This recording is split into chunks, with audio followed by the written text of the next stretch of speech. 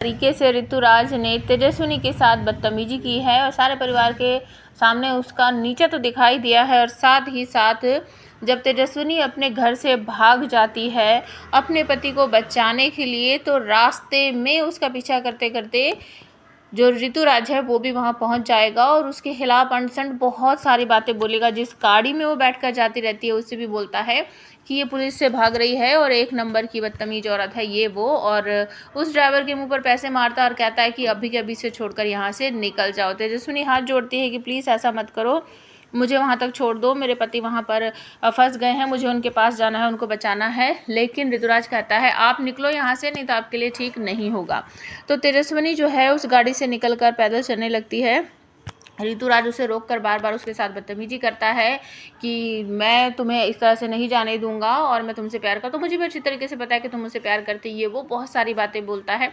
तेजस्विनी कहती है कि अपनी बकवास बंद करो, मैं तुम्हारे ऊपर एक थप्पड़ खींचकर मारूंगी, यहाँ पर कोई भी नहीं है, फिर ये झूठा ड्रामा क्यों कर रहे हो। तो ऋतुराज जो है वो कहता है कि मैं तुमसे प्यार करता हूँ, तुम भी मुझसे प्यार करती हो। लेकिन तेजस्विनी कहती है कि तुम्हारा दिमाग खराब हो गया है, मैं तुम्हारी वैनी हूँ, मैं तुम्हारे भाई की पत्नी हूँ। तो इस पर ऋतुराज कहता है कि यही तो मुझसे भूला नहीं जा रहा है, तुम मुझे छोड़कर मेरे भाई से कैसे शादी कर सकती हो।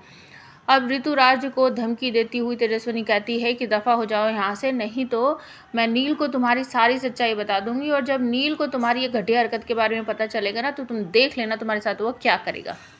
अब दूसरी तरफ आपको देखने को मिलेगा कि भागते भागते तेजस्विनी जो है वो उसी कैंप के पास पहुंच जाती है जहां पर सारे डॉक्टर हैं और सारे घर वाले हैं।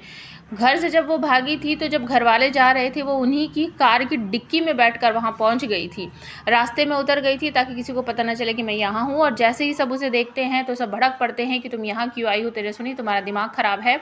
सब उसे रोकने की कोशिश करते हैं, लेकिन यहाँ पर नील के चाचा जी वो कहते हैं कि हमेशा घर हो या बाहर हो तुम सब लड़ने लगते हो, देखते नहीं हो हम कहाँ हैं और क्या करने आए हैं, चुप हो जाओ सबके सब।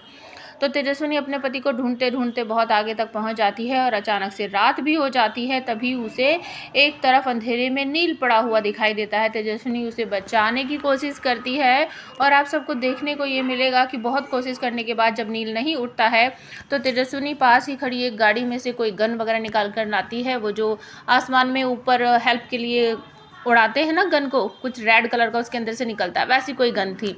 तो वो उसको ऊपर की तरफ छोड़ देती है। तो जो सर्च टीम थी जंगल में वो उसको देख लेती है और तुरंत ही उसी डायरेक्शन में पहुंचती है और जाकर वो नील और तेजस्विनी की हेल्प करती है। तो तुरंत ही सब नील और तेजस्विनी को उठाकर वहां से ले आते हैं, गाड़ी में बैठाते हैं, नील को लेटा देते हैं क्योंकि उसकी कंडीशन बहुत ज़्यादा ख़राब है। परिवार वाले भी पहुँच जाते हैं, तेजस्विनी को पकड़ लेते हैं, उसे नील के साथ नहीं जाने देते हैं। तेजस्विनी हाथ जोड़ती रहती है, कहती कि नहीं मुझे अपने नील के साथ जाना है और इसका ट्रीटमेंट जल्दी करना चाहिए, नहीं तो वो कुछ भी हो सकता है। ऋतुराज यहाँ पर फिर हाथ जोड़कर कहता है तेजस्विनी अपना ड्रामा बंद करो, मेरे भाई को बहुत ज़्यादा चोट लगी है और उसका इलाज करने के लिए हमें जाने दो। तेजस्विनी हाथ पैर जोड़ती रहती है लेकिन कोई भी उसे अपने साथ लेकर नहीं जाता है। तो ये है अब तक की कहानी। आने वाला एपिसोड बहुत ही कमाल का होने वाला है। अब क्या होगा क्या नहीं होगा, प्रोमो के हिसाब से तो दिखाया जा रहा है कि तेजस्विनी की डेथ हो जाएगी, लेकिन क्या सच में ऐसा होगा, आप कमेंट ज़रूर करना।